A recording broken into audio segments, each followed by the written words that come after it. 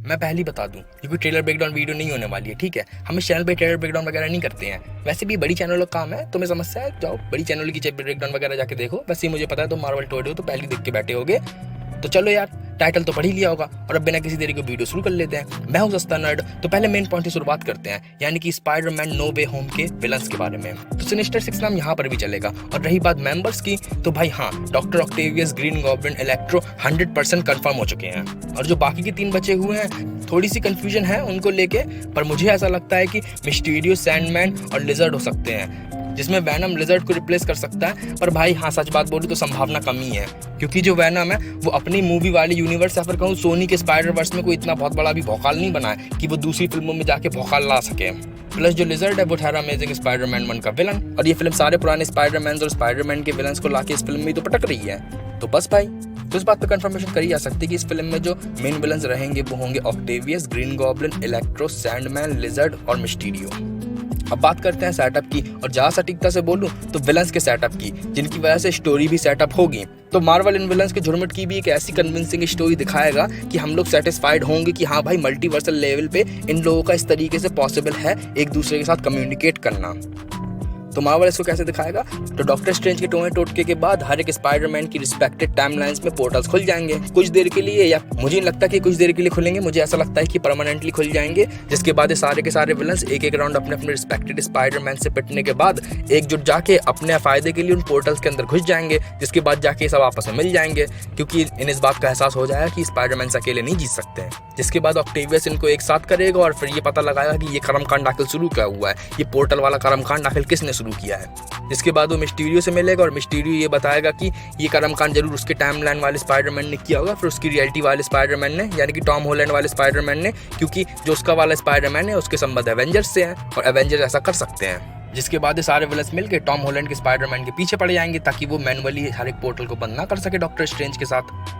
और ये सारी बातें मैं इतने कॉन्फिडेंस के साथ इसलिए बोल रहा हूँ क्योंकि इस सीन को अगर हम लोग गौर से देखें तो जो ऑक्टेवियस है, ऑक्टेवियस तो जैसे बिल्कुल रिलैक्स्ड, जैसे वो जानता ही है कि यही स्पाइडरमैन है, जबकि ये तो उसकी रियलिटी का स्पाइडरमैन है नहीं, हम लोग को पता है टोबी मैगवायर इसकी रियलिटी का स्पाइडरमैन है। और ये बात तो कंफर्म हो ही चुकी है कि ये फिल्म एक कंटिन्यूएशन है सैम रेमी की स्पाइडरमैन का। तो ऑक्टेवियस का बिल्कुल भी शौक ना होना टॉम हॉलैंड के स्पाइडरमैन को लेकर हल्का कंफ्यूजन क्रिएट करता है, जो कि इस बात के बारे में संकेत देता है कि मिस्टीरियो ने पहले ही बता दिया था कि ये है हमारी रियलिटी का स्पाइडरमैन। और वहीं उसके अपोजिट में जो टॉम हॉलैंड का पीटर पार्कर है, वो यहाँ पे काफी ज्यादा शॉक्ड है, काफी ज्यादा कंफ्यूज्ड है कि आखिर ये मेरा नाम कैसे जानता है और ये साला है कौन। और ये वाला जो सीन होगा ये फिल्म के मिड से हम लोग को थोड़ा पहले देखने को मिलेगा, जिसके बाद अपना टॉम हॉलैंड का स्पाइडरमैन है ये ऑक्टेवियस से लड़ने के बाद मुंह की खाएगा।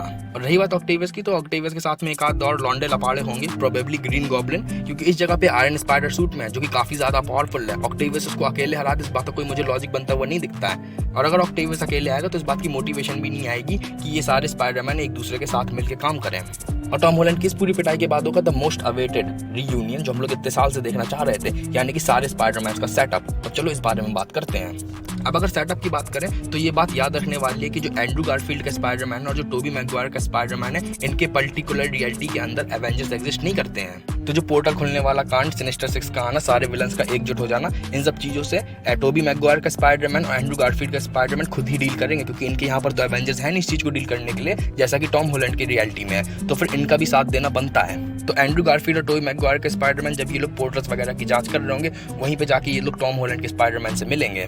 और अगर बात करें अपने चुटुक वैद्य यानी कि डॉक्टर स्ट्रेंज की, तो मुझे नहीं लगता कि डॉक्टर स्ट्रेंज इस पूरे एक्शन में कोई बहुत ज्यादा हिस्सा लेगा। वो ज्यादातर फिल्म में पोर्टल बंद करने में ही लगा रहेगा। तो ज्यादातर जो एक्शन सीक्वेंस होंगे वो ऐसे होंगे कि जो स्पाइडरमैन हैं वो सारे के सारे सिनिस्टर 6 से लड़ रहे हैं और वहीं डॉक्टर स्ट्रेंज पीछे पोर्टल बंद करने में बिजी है।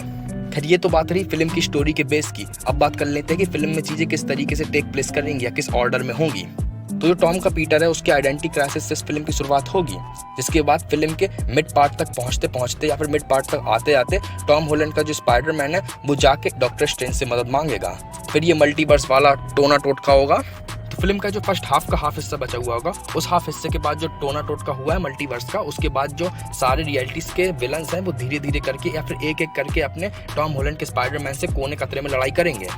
विलन्स हमला करने के बाद तुरंत गायब हो जाएंगे और इस बात का कंफर्मेशन इसी सीन से देखने को मिल जाता है। अब अगर यहाँ पे गौर से देखें तो जो टॉम का स्पाइडी है वो यहाँ पर काफी ज्यादा शॉक्ड है। और पीछे की जगह देख के लगता है कि जो अपना स्पाइडरमैन वो अभी हाल आया है उस वाली जगह से, और देख के ऐसा भी लगता है कि जो अपना टॉम हॉलैंड का स्पाइडरमैन है वो काफी ज्यादा कंफ्यूज्ड है, क्योंकि विलन ने फुल स्किल बैटल नहीं करी, वो वहीं से गायब हो गया अंदर ही लड़ाई करके। अब ऐसी लड़ाई कौन से विलन्स कर सकते हैं, या फिर इस तरीके की लड़ाई कौन से विलन्स कर सकते हैं, तो जरा याद करो स्पाइडरमैन 3 का सैंडमैन, वो सबसे पहला एग्जाम्पल याद आता है, क्योंकि वो हमेशा ही अंडरग्राउंड टनल्स और रेलवे ट्रैक्स में ही लड़ाई किया करता था स्पाइडरमैन 3 में। और जो दूसरा विलन है जो ऐसी जगहों पर लड़ाई कर सकता है वो है लिजर्ड, या फिर कह सकते हैं वेनम। अभी इस बात का कंफर्मेशन नहीं हुआ है कि दोनों में से कौन फिल्म में है, बट लेकिन हाँ ये दोनों भी इसी तरीके से लड़ाई करते हैं। लिजर्ड का तो हम लोगों ने अमेजिंग स्पाइडरमैन 1 में देख ही लिया था, एक टनल में जब अपना एंड्रू गारफील्ड का स्पाइडरमैन घुस जाता है।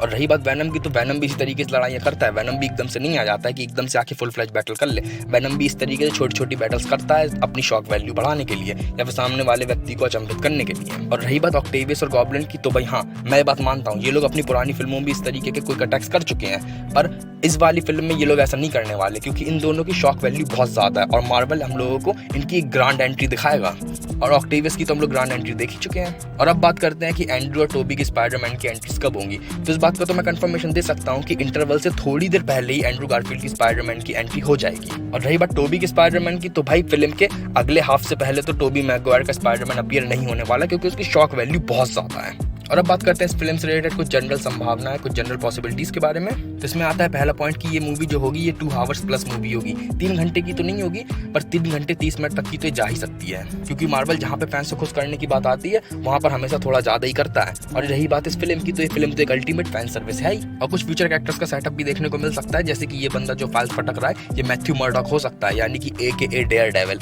इस बारे में पहले भी रूमर्स हो रही थी, और इस फिल्म में जैसी पूरी सिचुएशन पड़ रही है फाइल्स और केस वगैरह की, तो भाई हाँ मैथ्यू मर्डॉक के आने की संभावना काफी ज्यादा है। शी हल्क भी आ सकती है, बट मुझे लगता है मैथ्यू मर्डॉक आएगा। अब इन दोनों में से अगर कोई भी आएगा तो मैं ये बात बता दूं उनका कोई ज्यादा रोल नहीं होगा, क्योंकि ये जो पूरी मूवी है ये स्पाइडरमैन फोकस्ड होने वाली है हाईली।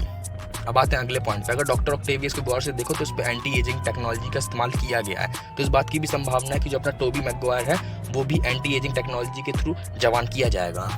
और रही बात अपने स्पाइडरमैन्स की, यानी कि एंड्रू गारफील्ड और टोबी मैगवायर की, तो भाई हाँ ये लोग अपनी आगे की फिल्मों में भी देखने को मिल सकते हैं अपने अपने रिस्पेक्टेड टाइमलाइंस के स्पाइडरमैन के ही तौर पे। और अगर इस पूरे सिनेरियो के बाद जो विलन्स बच जाएंगे वो भी अपने आगे की फिल्मों में हम लोग को देखने को मिल सकते हैं। अब चलो थोड़ी फॉर्मेलिटीज पूरी कर ली जाए, अपने गंदे घरों का जाला उठाओ, सब्सक्राइब बटन पे पेल मारो, मुझे नहीं पता दब जानी चाहिए। अगर वीडियो अच्छी लगी तो लाइक करो, अगर नहीं अच्छी लगी तो टोबी मैगवायर के स्पाइडरमैन के नाम पे लाइक करो। हाँ मैं तुम्हें इमोशनल ब्लैकमेल कर रहा हूँ। अपने मार्वल टोडे फ्रेंड्स के साथ इस वीडियो को शेयर करो, और इस टॉपिक से रिलेटेड कोई भी क्वेरी, कोई भी प्रॉब्लम, कोई भी कंप्लेंट्स है या फिर कोई भी क्वेश्चन है तो कमेंट सेक्शन में #प्रॉब्लम लिख के टैग कर दो। अगर मेरे बस में होगा तो मैं जवाब दे दूंगा, नहीं बस में होगा तो भाड़ में जाओ, उम्मीद करते रहना, क्या फर्क पड़ रहा है, नल्ले तो वैसे ही बैठे हो। और रही बात अगली वीडियो की, तो मैं अभी नहीं डालने वाला, मूड नहीं है, जब मूड होगा तब डालूंगा। Bye bye.